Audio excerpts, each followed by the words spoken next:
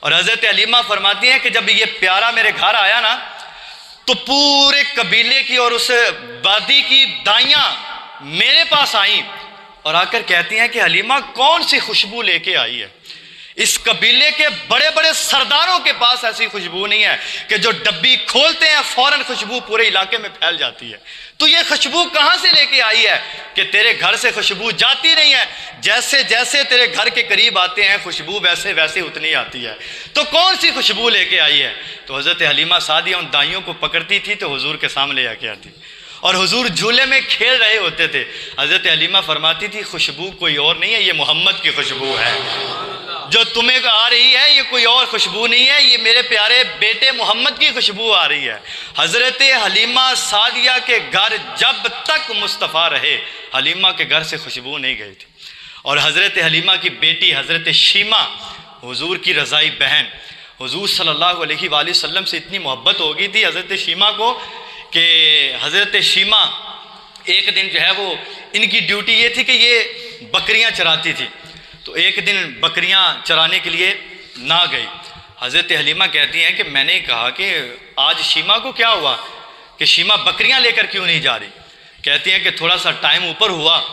تو حضرت حلیمہ نے حضرت شیمہ کو کہا کہ بیٹی تو بکریاں کیوں نہیں لے کے جا رہی؟ تو حضرت شیمہ نے حضرت حلیمہ کو کہا کہ اماں جان میں اکیلی نہیں جاؤں گی، میرے ساتھ کسی اور کو بھی بھیجا جائے، اور مجھے اکیلے ڈر لگتا ہے لہٰذا میرے لیے کوئی مددگار ساتھ بھیجا جائے۔ تو حضرت حلیمہ نے کہا کہ بیٹی تو پہلے بھی اکیلی جاتی تھی تو اب کیا ہوا؟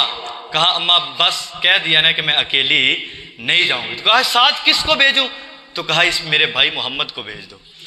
اب حضور صلی اللہ علیہ وآلہ وسلم کی عمر ابھی 3 سال ہے